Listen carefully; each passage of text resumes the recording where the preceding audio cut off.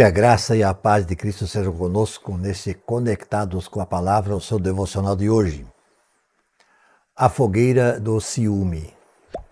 Do profeta Ezequiel, eu leio do capítulo 35, versículo 11, essa expressão que o profeta deixa aqui.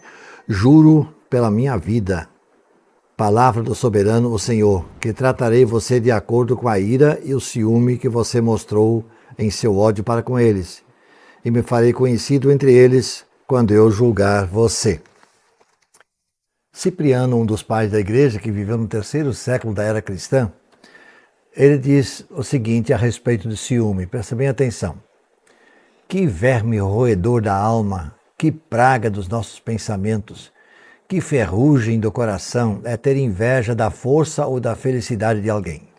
Isto é, odiar os benefícios divinos de alguém, transformar as vantagens dos outros em seu próprio prejuízo, ser atormentado pela prosperidade dos homens famosos, fazer da glória de outras pessoas a sua própria pena e, por assim dizer, executar a si mesmo ou trazer atormentadores aos seus pensamentos e sentimentos para que eles possam rasgar o seu ventre e atacar os lugares secretos do coração com ódio.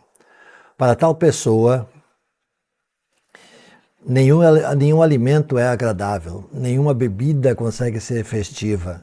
Ela está sempre suspirando, gemendo e sofrendo.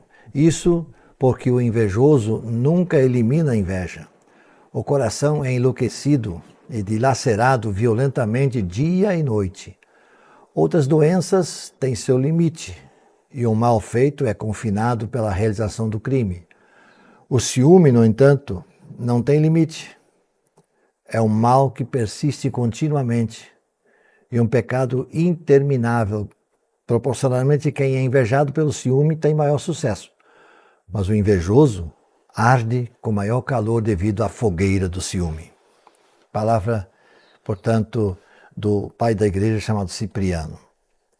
O profeta Ezequiel, quando escreve o texto que nós lemos no nosso Conectados de hoje, ele tem em mente o povo edomita, os descendentes de Esaú. O ciúme desse povo, que se faz presente em várias oportunidades, ele é expresso. Sempre faz questão de expressar em relação ao povo de Israel. E o pano de fundo revela que o castigo faria com que os edomitas entendessem que o seu orgulho era um insulto a Deus. Quando ele diz nesse versículo que eu acabei de ler ainda há pouco, juro pela minha vida, palavra do soberano, o Senhor, que tratarei você, refere-se aos edomitas, tratarei você com ira e com ciúme que você mostrou em seu ódio para com eles, e me farei conhecido entre vocês quando eu julgar vocês. Então, essa é uma palavra séria que Deus está, por meio do profeta Ezequiel, emitindo contra o povo dos edomitas. Possamos atentar para essa questão, essa verdade. Não vale a pena dar alimento ao ciúme. É preciso eliminá-lo da nossa vida. Porque arder na fogueira do ciúme não é nada bom. Que Deus nos abençoe.